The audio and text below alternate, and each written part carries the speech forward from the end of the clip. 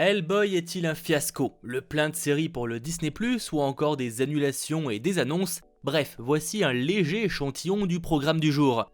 Vous avez pris place devant le récap ciné et série, un condensé des news qu'il ne fallait surtout pas manquer en ce beau jeudi 11 avril 2019. Alors je dis beau, ça doit un petit peu dépendre de où vous êtes. Quoi qu'il en soit, ici, on perd pas de temps, rentrons dans le vif du sujet. Mauvaise et bonne nouvelle tout d'abord pour la série comique de science-fiction Future-Man. Vous savez ce que c'est un ascenseur émotionnel? Eh ben c'est exactement ce qui va se passer.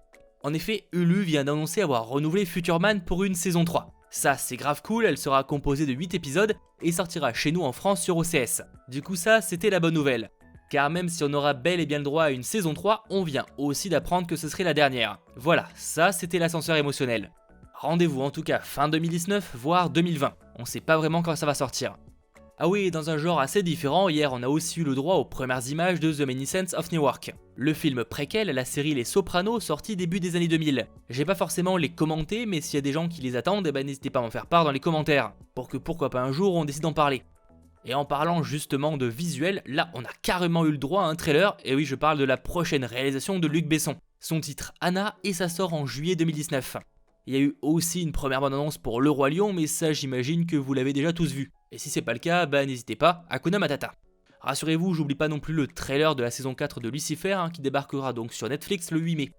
Pour en terminer avec les films et passer donc sur le Disney+, ça pue. Alors pas dans le studio, non ça va, mais pour ce qui est du reboot d'Hellboy avec David Harbour, qui a été donc diffusé à certains chanceux de la presse, visiblement ça sent pas bon. Alors encore une fois, je vous inviterai à vous faire votre propre avis, et moi dès que j'aurai le mien, je vous en ferai part. Mais disons que c'est le genre de chose qui n'a vraiment rien de rassurant, surtout sur un projet qui inquiétait pas mal de base. Pour vous donner une idée, sur Rotten Tomatoes, il n'a reçu que 11% de notes positives. Et de ce que j'ai pu lire dans la presse, souvent le seul point positif retenu c'est la prestation de David Harbour. Mais le reste c'est pas bon, autant visuellement qu'en termes de scénario et qu'en termes de gore inutile. Faudra donc attendre le 8 mai prochain pour en avoir le cœur net, mais j'avoue que je risque d'être déçu, moi qui en espérais beaucoup. Dites-moi si c'est pareil pour vous en commentaire. Allez, depuis tout à l'heure, je vous tease des annonces pour le Disney+, et là, le studio en a fait des tas. Au total, une liste de 10 nouveaux programmes, dont les 2 Marvel que j'ai déjà évoqués dans une autre vidéo, petite fiche en haut à droite. Sachant que certains titres sont provisoires et donc amenés à changer. Si c'est le cas, je l'indiquerai sur la vidéo afin d'éviter de trop me répéter. Il y aura donc Earthskipper, une série de documentaires centrés sur la vie de personnes qui changent la façon dont nous voyons le règne animal. On plongera donc dans la vie de gens qui travaillent avec les animaux au quotidien. Quelque chose qui peut s'annoncer assez intéressant et beau de mon côté, et au vu du style, c'est sûrement un programme National Geographic qui sera présent sur Disney+.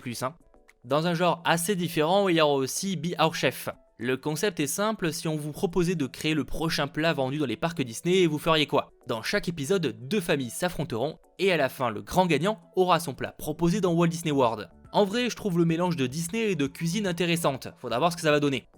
Autrement, il y aura aussi une série du nom de Cinema Relics. Ce sera un moyen de redécouvrir des films cultes sous le regard des objets et des artefacts, de voir qui les ont créés, les collectionneurs qui les recherchent, leurs valeurs, etc. Là aussi, franchement, ça donne envie, et c'est pas quelque chose que j'ai vu régulièrement. En tout cas, c'est typiquement le genre de documentaire qui me passionne, moi. Surtout qu'avec le catalogue de films qu'a à disposition Disney, clairement, ça va s'annoncer varié. Ensuite, il y aura Encore. Cette fois, c'est produit par Kristen Bell, connu notamment pour Véronica Mars ou encore The Good Place. Alors dans ce cas, je vais pas vous mentir, j'ai pas tout compris, mais l'idée serait apparemment de réunir d'anciens membres d'une comédie musicale de lycée, et donc de les faire rejouer et chanter. Ça montrera comment les retrouvailles vont se faire, comment ils vont rechanter, etc. Pourquoi pas. Toujours niveau série, il y aura aussi Reconnect. Et vous savez quoi, ça porte bien son nom. Le concept, c'est des familles qui ont des problèmes, que ce soit de jalousie, trop accro à quelque chose, etc. Vous voyez le genre. Et pendant l'émission, ils vont être envoyés dans un lieu pour se déconnecter, un voyage où ils seront confrontés à leurs démons, sans avoir possibilité de se connecter à internet, sans téléphone, sans ordi, tout ça.